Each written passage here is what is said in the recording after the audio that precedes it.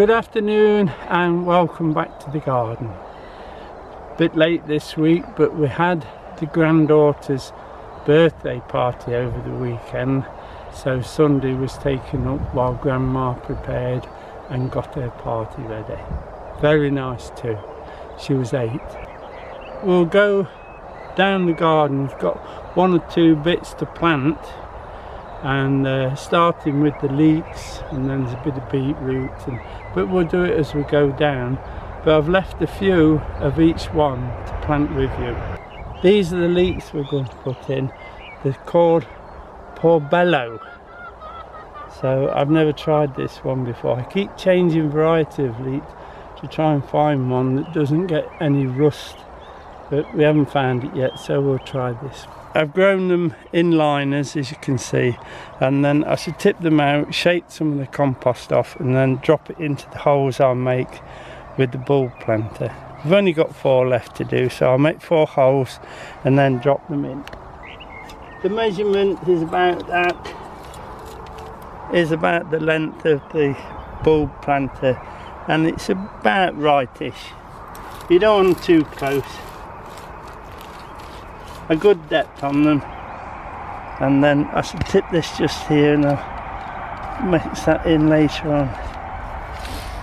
It says the bulb planter that way, and tip it up and do it.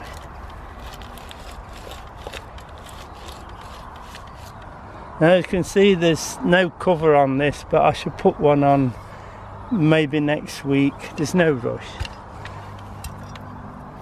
Anyway, and there, and I want to put one there as well, so I've got 3 spares should any die, although I don't think they will, but and one there, but in the middle of the 2, just there. Now when you're planting with the bulb planter, normally when you've made your hole, it's got shiny sides and that'll dry out and it'll be difficult for the roots to come out. But leeks don't seem to mind it because they're that long before they fill these holes.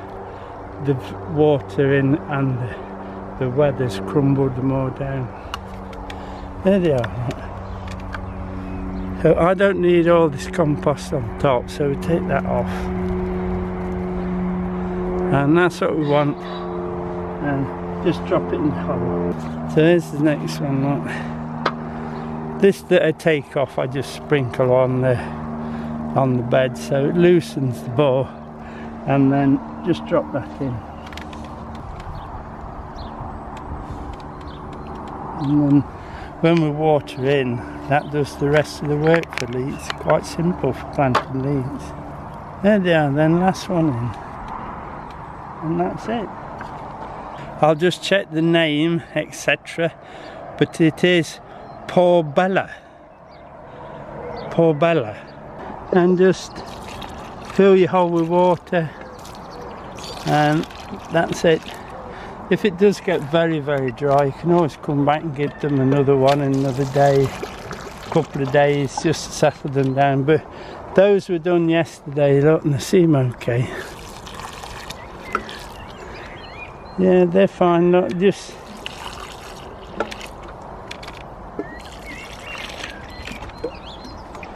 Now that's those few leeks planted. There was a few extra and I put them in the fruit case and the little bit of room we had in there. So we will harvest those first, obviously. Strawberries are doing well now, they're coming up to fruiting. They're putting fruit on, so now's the time to really push that water into them. Luckily we've got rain tonight and tomorrow, but if it doesn't, I'll get the irrigation on and give them a good watering. I've took the cover off this first lot of onions now, let them have a bit of air. They seem to be doing well. Keep them well watered and a bit of feed and they'll crop in no time. And then I've got another tray of these small ones which I've put down here, so it's continuous. Now we'll go and have a look at this beetroot. Now this is where I'm squeezing the beetroot in.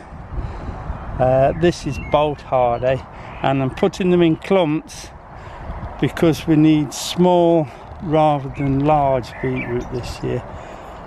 It looks a bit tight, but as you can see the lettuce won't be long now, and so that'll be gone and it will give me a bit more room at the side. But these won't be long, they're standing now. Again, I put them in yesterday morning. There's only 4 to put in, so 1, 2, 3, 4. I'll use a bulb planter halfway down and then I'll trowel it round to loosen that shiny wall what we was talking about. Again,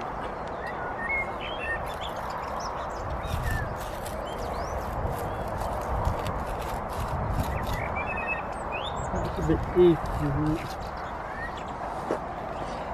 You can see the shiny wall in that hole from here, you see. If you left that, it'll dry out and your roots will never get through it.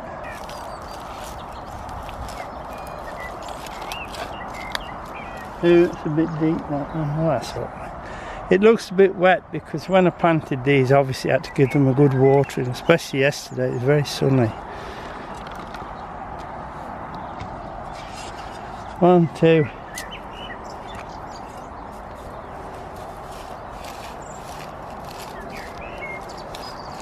I have given them a little bit more room than normal because they're in clumps and it makes it easier for them to grow. If you put them too tight, they'll be pushing each one out. Anyway, that's 4 holes. Here they are. You can see I multi-set them, and then they're very, very difficult to get out, beetroot. If you don't really loosen them and let them slide out, if you try to pull them, the roots are very, very weak and they'll just come out the compost. So be very careful. Just like that, look, keep pushing, and that's what you're after. I'll just pop them in and then I'll do them all together. Especially when they've got second-hand trays and they've got splits and all sorts in them, very difficult to get down.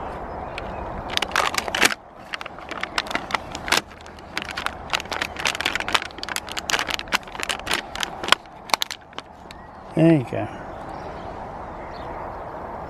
This is well composted land again. I can see the compost in the bottom of those holes. Well, it's manure actually, it's half rotted. You just put those in, get rid of the tree. I'll do this one so you can see. Now remember, the sides of that hole are shiny, so I just go around with the trowel and just break it up, and then not firm them but not too much obviously. It's important to break that shiny side, or they'll never get going. Just push them down a bit.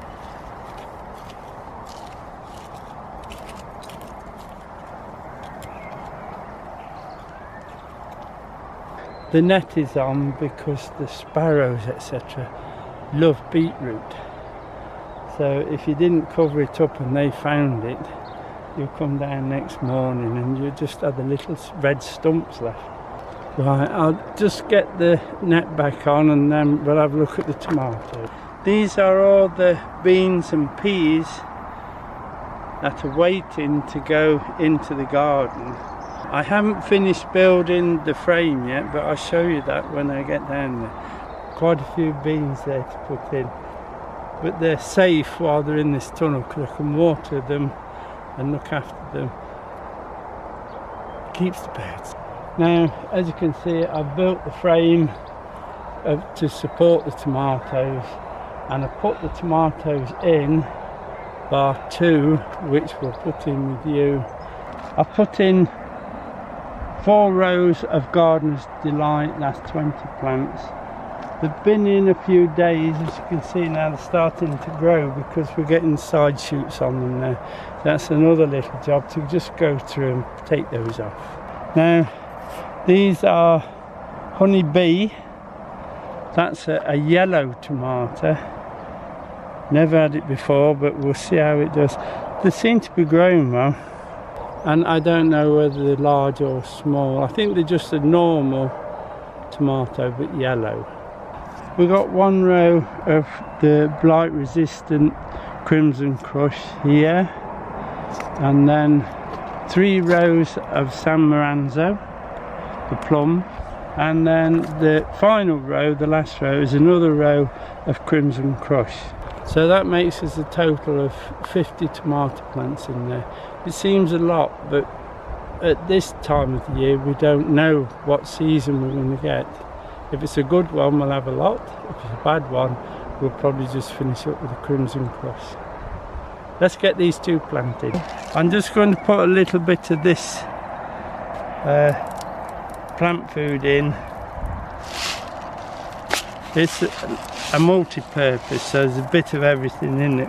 Because of all the floods and the rain we've had, they'll need something to give them a boost. I think even though the garden has had lots of manure, etc. put into it, all that rain and floods, it must have flushed the nitrogen out of it, and the potassium when it comes to that. That does flush away, so unusually this year we'll give them extra feed. This is the last row, and the last 2 plants in the last row, Crimson Crush, blight resistant, so if we do have a problem, at least we will have some tomatoes. I'm just going to take the side shoots off. There's only a couple of small ones, so we'll take those off, and the bottom leaves. No good putting those in. You see this little tiny piece here? If you don't take that off and you put it deeper than that, in a few weeks you'll have 2 tomatoes coming up, so it's easy now to take that off than trying to dig it out later on. I shall remove this once I get it in the hole, but let's turn it, and it's ready to go. And then all I do is put it in that hole. Now the hole is quite big, so I can get this little bit of fertiliser around it, and then I tease it round with the trowel to make sure there's no air gaps around there. And then with the soil being nice and loose, obviously this is dried out a little bit. If you do it the others, it was nice and loose, they'll root into it better than if you just cut a hole and put them in. It makes they struggle a little bit. As you see, they take off quite quick.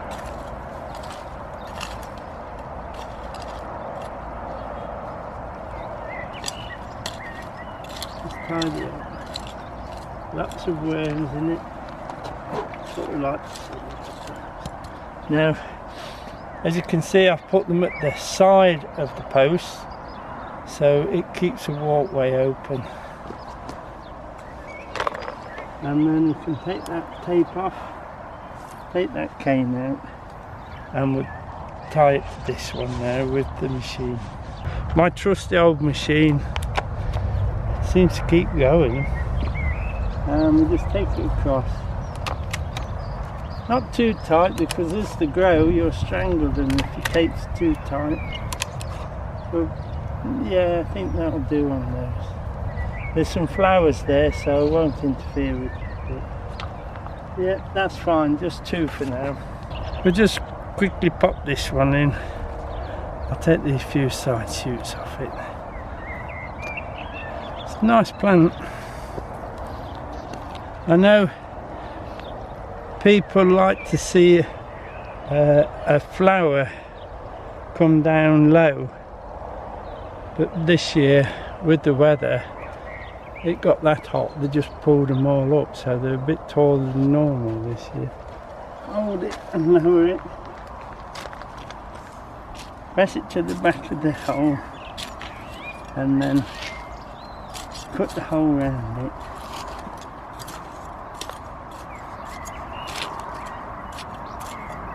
And then pop up best you can. That one there is a bit low now, so we'll take that one off. One's all right.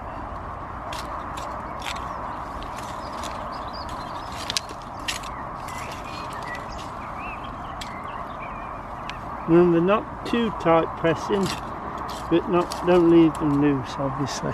I'll just tidy that up now. And then we'll tape it to this cane here and put it down. There's one thing about the blue tape, if it does get in the garden, you can see it, so there's no excuse to not pick it up. Can you see that?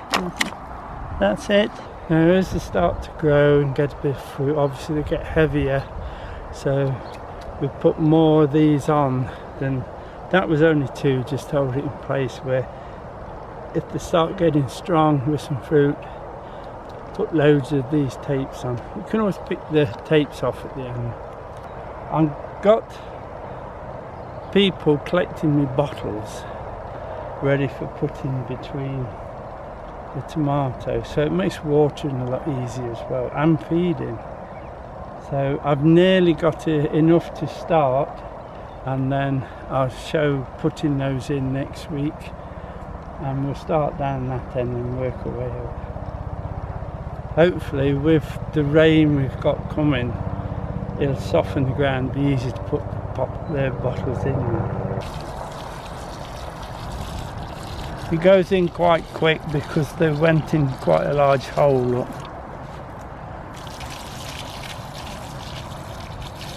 I shall water again later on tonight, even though it's going to rain. This row that's recently planted, I'll make sure they're well watered. Gives them a good start. Now we'll knit down to the bottom there, and I've got a couple of courgettes I want to put in, and we'll show you how I'm getting on with my walk-in frame, net frame for the beans and peas. These are the overwintered onions. As you can see, the ground is in a terrible state, and these poor things have been underwater several times through the winter, plus all the rain on them. So I'm going to take one out and sacrifice it to see what's happening down there, and also one of the garlic as well that's covered in rust, if I can get in. Let's have a look what's happening. Well, they're still alive and they're firm, but they don't seem to be swelling very much. But as I say, this ground is so hard. I had a job to dig this out, so whether they can swell up or not, we'll have to wait and see. But even at that stage, it's still, when you clean all this off, it's still a nice little usable onion. Let's have a look what's under them garlic. Let's take one of these rusty old things out and have a look. It should be garlic, but as you can see, I can't fight against the weather. Let's see what's down there. Again, it's hard to get in. God, blimey. I'll have to go fetch the spade. And the ground is that hard, I can't get these garlic out with the hand trowel, so I've had to fetch the post hole spade and try and lever one out. Ooh. I think we've got something, and let's have a look at it. These are the sacrificial ones. That was a pheasant flying about. We must have frightened him. I think he was behind this hedge and we frightened him. This is a sacrificial one like the onion, so I think, what we're in? May. So we're in May. We've got the whole of June and then July before we harvest them. So if we get these this soil wet so it fills those cracks up and softens. I'm sure the garlic should be alright. It's nice and firm and it's a good colour. The top is completely rusty, but the rust doesn't affect the taste, so we're alright there. But that's so that's good news, and not so good news with the onions if we don't soften this land. But as you can see, the poor plants are really struggling. I'll try and flatten this down, but that's hard. I don't think it will. No, it'll have to go like that. Even though it looks moist underneath, it's not wet, it's just moist, but it's stuck together so tight, it's unbelievable. And the top is so hard. I'm thinking what to do. I can't cure the rust. So even if we do get a lot of rain, we've said rain before last week and not a drop fell on us, so if we get a lot of rain and it starts to soften the land, after that I shall irrigate it and try and get the hoe and try and loosen it, so we give these poor things a chance. There is garlic down there and there is onion, so we might be able to save some anyway. I'm going to put the courgettes down the bottom here. There'll be, if we do get floods autumnish, these will be long gone, so there'll only be the fruit bushes etc down here. They'll take the flood. Obviously I don't think we'll get one, touch wood, in the next few days. We have got thunderstorms, but it'll take quite a bit of water now to make it flood. So we'll pop these two down here for them. These are yellow actually. They're shooting star, the hybrid. But normally we grow 4 courgettes and people start hiding from you later on because they know you've got courgettes in your pocket you want to give them. Now I know people get fed up of you saying, do you want some courgettes? But on the other hand, Diane does make some nice cakes with these, and she cooks a few as well, especially for the breakfasts. So we do use quite a few, but obviously out of 4 plants we're never going to use all those. 5 plants actually, because there's 2 in this one. I'll just dig a small, there's a bit of good land down here. It's a shame that it does get flooded, because it really is the best piece of land we got at the bottom. There's 2 in this one, but it doesn't matter. Rooted well, in the go. And what I'm trying to do is leave it with like a dish around it, then it makes water in so it doesn't run all over. It tends to stay with the plant and go into that root ball, because they do like a lot of water. There you go. I pop the other one in. Up there is a loganberry that somebody gave me, and it's actually just started to grow. It was a poor thing when I got it, but it's coming back now. There we go, 1 in this one, so okay, well rooted. Just a bit lower. I'll just side it up though, so maybe a little bit bigger hole this time. That's it. Make a dish.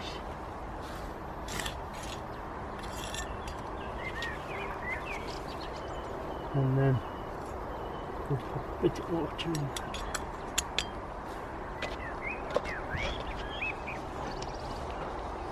I've left the watering can right up there. Right, we have to water these in quite well. And then be watering these every day, because they do take a lot of water.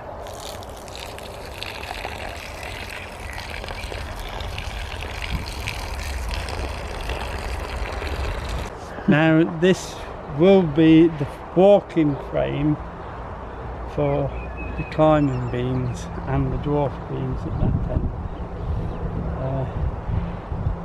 the ones you see on the floor to make the square, they'll be at the top obviously, and then we'll just put a net over it.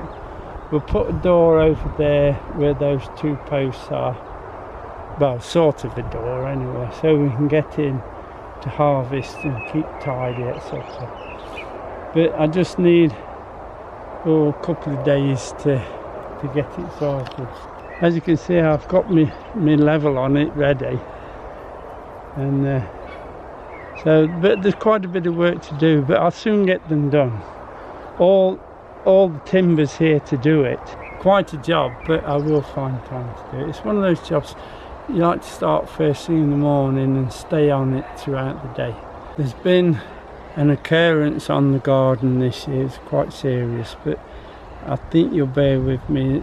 It's come out quite well in the end. We've actually managed to get some plums, and not just a few, loads of them, if you can see. Loads and loads of plums. Now, there was a frost this year, but the tree seems to have got through it, so there was some late frost, but the trees seems to have got through it. I do notice there's a little bit of aphid on it, but I shall leave that to the predatory insects.